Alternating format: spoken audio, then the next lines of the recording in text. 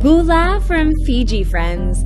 We're anchored beside the legendary Cloudbreak, home of postcard blue water, dreamy skies, and at least one turtle who has decided he's officially part of the Live-O crew now. But if you saw our last episode, you'll know things weren't all sunshine and turtle cameos. Nope. At 3 in the morning, when normal people are asleep, we were busy wrestling a flopper stopper that decided it wanted to free itself into the ocean. Cue the chaos. We had to cut the whole thing free, the 10-pound mushroom anchor, the chain, and 4 blazing orange cones that should have made it easier to find. Well, in theory. So begins today the great underwater Easter egg hunt of Fiji. Did we find our runaway gear, or is it now living its best life on the seafloor? And just when we thought we'd handled all the drama, we noticed our anchor chain had gotten itself wrapped around bommies like a kid tangled in a jump rope. Will we manage to set ourselves free today? Or should we just accept our fate and stay here forever, happily surfing our little hearts out? Well, despite all our best efforts, we ended up wrapped around a few little bommies here. We floated the chain with 2 fenders, which we thought was plenty. We only have 125 feet of chain out. Should be fine. Oh, look, a turtle. He just popped his head up. Squirrel. And one of these dang old turtles, they stole our flopper stopper, so we left that here too. Kind of a mess of a trip here, to be honest. But yeah, we feel really bad because A, we don't want to leave it in the ocean, and B, we would really like to have it back, but we search everywhere. We flew the drone, we speed snorkeled, we did everything we could possibly do to try and find this flopper stopper. And when I cut it, I thought it would just sink to the bottom, and it would be right in the radius of our, boat with the anchor, because it had a 10-pound mushroom anchor and some chain on there to give it some weight to sink down. So it shouldn't have gotten carried by the current very far, at least. But it is nowhere to be found. So all you can think is it's got to be the turtles. They like that. Especially with even though there's a lot of current, if it was sand, I would have expected to go really far. But there are really, the reason why we're stuck right now around a bommy, there's bommies everywhere. So I don't understand how a mushroom with chain and 4 cones could just, continue to go far, far away. I'm very confused about that. It would eventually get stuck on a bommy like our boat did. No idea. Maybe someone saw it before us and took it. That's kind of all I can think of right now. Yeah. One of the surf boats, bright orange. Yeah. It is the bright orange little parking cone one. So we were thinking that maybe the dolphins needed it for the driving lessons. Yeah, for the turtles to have cones to let the neighborhood know to slow down in certain channels. Maybe soccer drills in and out of the cones. For what fish? For what fish? Maybe the humu humu nuku nuku apua. Okay, so now we're gonna do this. This is what worked for us in Fakarava. Malvina's gonna jump in the water. She's gonna kind of tell me what orientation the chain is. I'm gonna stick you guys up there on the DJI. We probably won't show you the whole thing, but stick it up on the bow of the boat, and then I can remote view this camera back to my cell phone so I can steer and work the throttle while I can see what orientation the chain is to the bow of the boat. And hopefully we can get this untangled without too many casualties.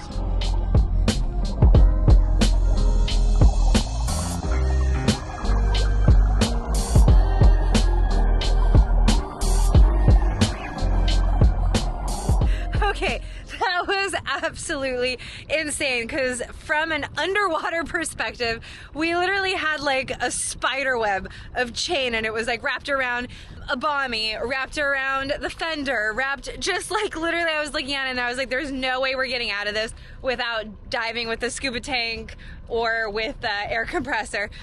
And right when Connor was like, well, let's try to free up one thing at a time. Just get the fender. Just grab the knife. I'll give you a knife. We'll cut the fender free, and at least it won't be caught on the fender. Just we'll focus on getting it off the coral. And as soon as I was like, okay, you know what? I'm not gonna cut it. I'm gonna swim up there. I'm totally gonna get it, and I'm just gonna dive under and free it. And right when I started swimming up there, magically the spider web was gone, and the whole entire chain was completely free. And no coral was like affected. It was just like we laid it in the beginning, floating perfectly above all the coral. It was fabulous. So immediately made Connor go straight into forward and swooped up all the chain just like that. Gosh, I can't believe that just happened. That was insane. And we're free, we're moving. Goodbye, Cloudbreak. We have no idea where we're going next, but cheers to the new place. We have made it to Nomotu. We dropped anchor in like 92 feet. We're really hoping 350 feet of chain. 350 feet of chain. Hopefully we're not caught on any bommies because that is very deep. And the kind of unfortunate part is there were 2 other boats right here. And we came by, we even waved. And I just said hello. No one, they just literally looked at me and just with kind of disgruntled faces, and then they decided as soon as we dropped anchor they both picked up anchor and left. And not like, yeah, well, we're leaving soon. Yeah, I feel like the common courtesy is when you're leaving, you're like, hey, take our spot, this is a great spot. But I thought that was pretty low. Pretty low. Low key, super low. Yeah. But that's all right. Even though there's supposed to be like absolutely no swell today, we're just gonna explore, see if we can find any surf. So let's go. Let's go.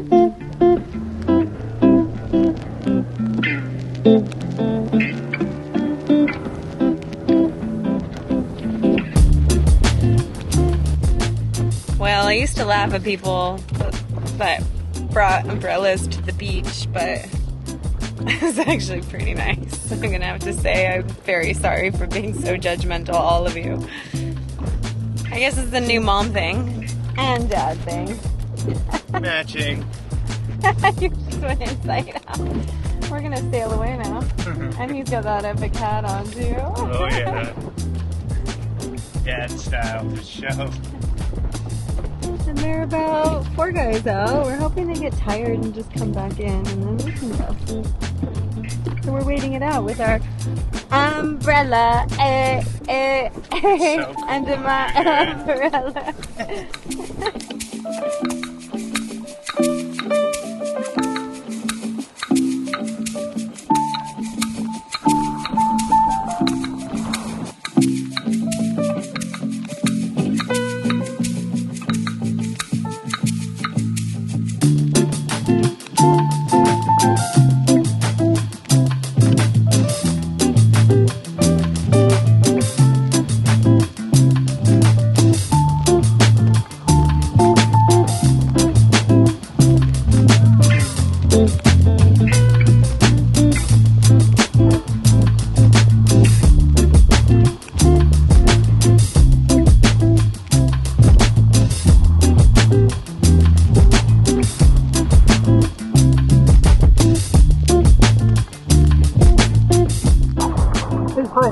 Scary.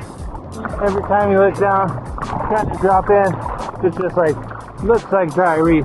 It's probably 3 or 4 feet deep, but it looks way scary. This badass coming to pick me up. I'm gonna paddle out a little further.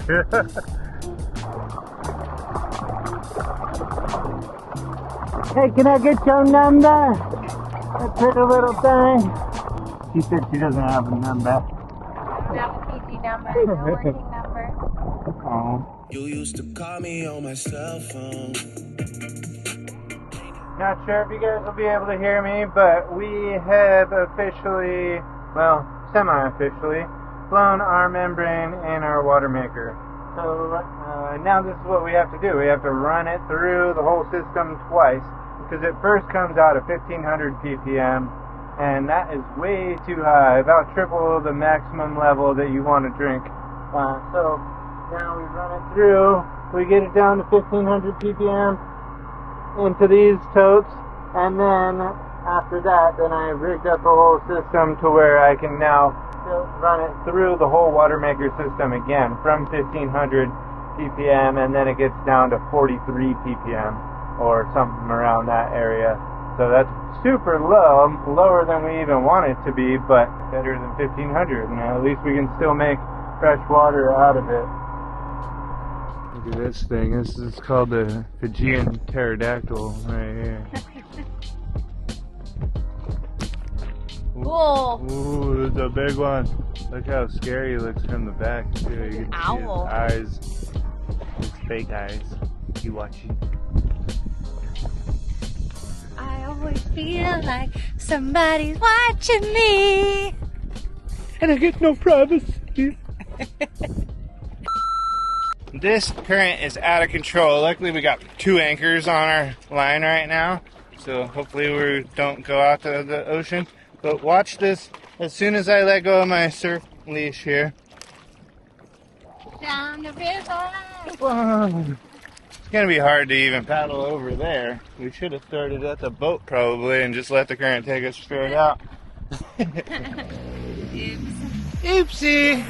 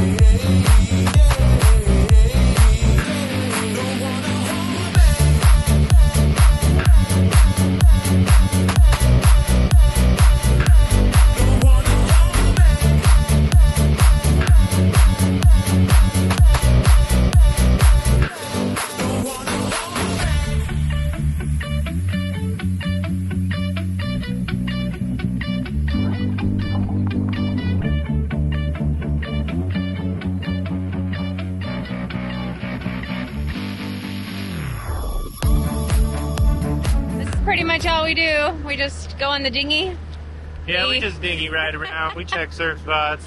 Resupplying, we will work for you if you need someone in Fiji. Yeah, because right now all Live forecasts. Sorry. Because all the forecasts that Surfline has said have been completely awful. They're completely wrong. It's supposed to be like 3 to 4, I think, like plus today, and it looks like it's like 1 to 2, and that's happened the last few days. So, and then there's some days where it says it's 1 to 2, and then it feels like 10 feet. So yesterday we had a great surf session in the morning. Connor got some great waves. I haven't been getting as many waves, so I don't know. I don't know if it's the hormones. I'm just getting a little tired, but we're gonna get some waves today. Hopefully it's not just dinging around from surf spot to surf spot.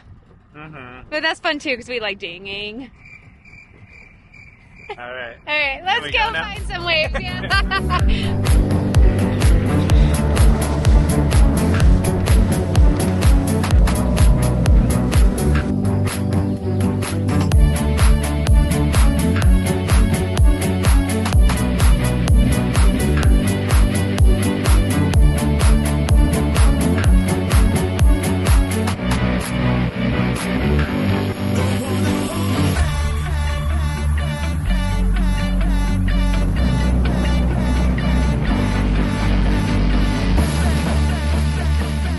Howdy, y'all.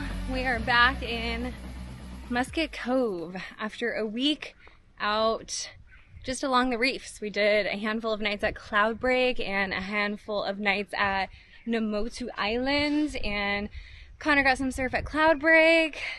I got a really fun session at swimming pools. We had a handful of times we tried Namotu Left and Wilkes, and it just felt like there was just so many people, especially lots of Australians, that we were having to like fight for waves. And so we both had a realization that we're like, I think we're good to go back to Musket. We were also out of vegetables and fresh produce, and so it was good to restock. So we're back. Little reset. Maybe we'll go back to surf again. We're already frothing today. Connor's like, I wonder how the surf is today. Yeah, it felt like the wind was not quite with us. It was like way more windy. It was supposed to be pretty light winds all week. That's why we chose to go out to the reef. And it was just like blasting wind. It got a little rolly, and as you know, we lost our flopper stopper. And so that's all I got to say, I think. What do you have to say, sir? Yeah, it was fun out there. We had fun, but we had just kind of gotten to the point of waiting too long and kind of getting let down all the time. Surfing's a tough sport like that, though. You gotta kind of... It's a patience game. Yeah, and it was testing our patience, let's be real. Yeah, so it's time to just kind of forget about surfing for a little bit, reset the patience clock, and come here and enjoy A little bit of this. a little bit of luxury. Don't step and gum this time. That was you. These mangoes knew just to stay right outside of Malvina's reach, and she can get them. Since I have a bag. They're not ready for you.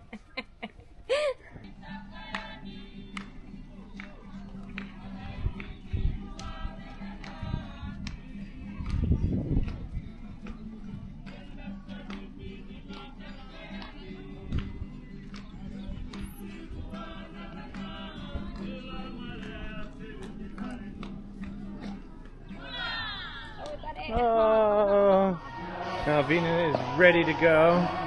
We got ping pong, and we got what? Who's playing? Cardinals versus the Seahawks. My sister just told me they were playing, so.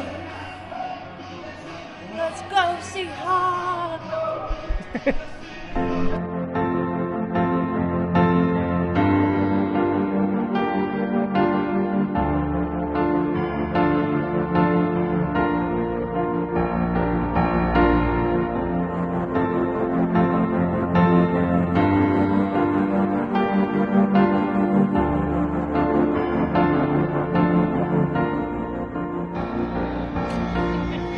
I won all the times. Just kidding. Actually, Connor won 2 games out of 0. There are 2 games out of the 2 we played. 2 for Connor, 0 for me. Well, we just dinghied for probably the longest dinghy ride we've ever done. You can see where we came from, way over there. Actually, you probably can't see where we came from. But yeah, we came over thinking that it was going to be great. Surfline said it was going to be great, everything.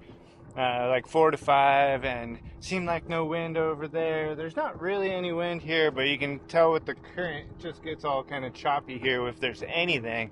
Yeah, we came all this way, and that's the waves we're looking at here for that's swimming pools. We're gonna go check restaurants and hope something's better, but yeah, it's not looking good so far.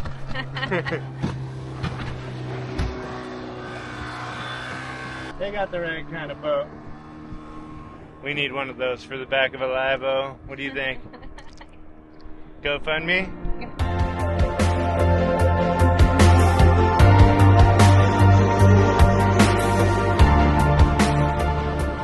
You guys just towed her in from the panga. Nice!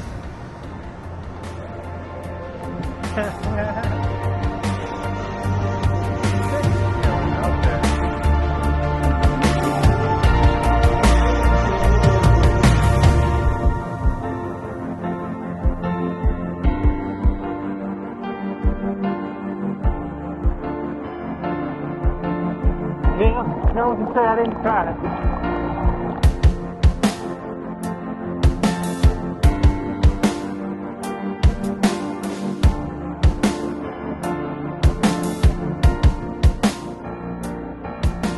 Well, when we first paddled out here, there was one other gal out here, but no one who knew what they were doing was out here. And so we didn't have anywhere to go off of. And we've been struggling catching these waves. They just don't really seem to want to break in the same spot every time. And then now all of a sudden we look in and it looks like that might be the spot because there's tons of people over there. Oh well, we got this to ourselves still.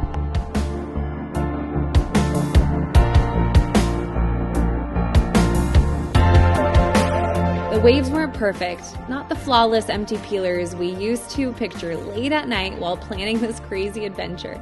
And yes, they were crowded.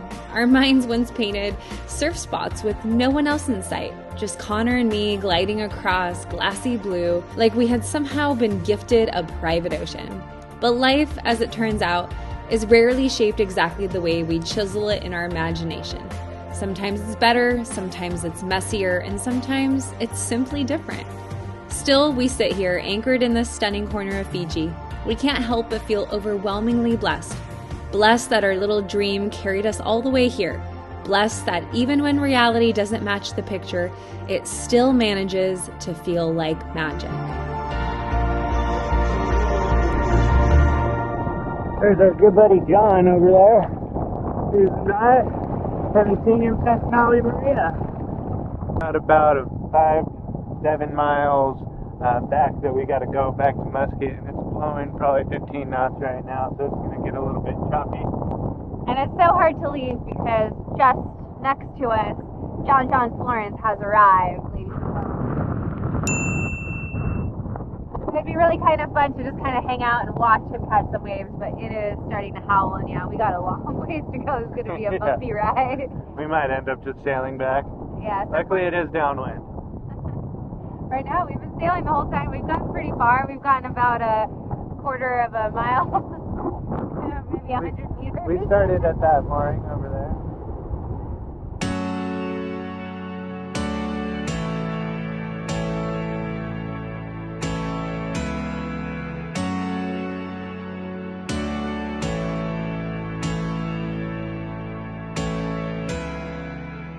Fiji, you've been unforgettable. The color of your water, the warmth of your people, the wild moments and the quiet ones, every bit of it has found a home in our hearts. And we can't wait to come back next year as a silly little family of 3. Next episode, though, brings a whole new adventure. We decide to hit pause on the surfing dream and start exploring activities our non-surfing friends can enjoy too. Tiki bar hopping, snorkeling, island wandering, you name it. But life at sea loves a plot twist, doesn't it? Because the night before they arrive, we pop our main source of transportation. Yep, the dinghy is gone. Deflated, out for the count. So how exactly are we supposed to pick them up from shore? Guess we'll figure it out together next time on a Live-O Sailing.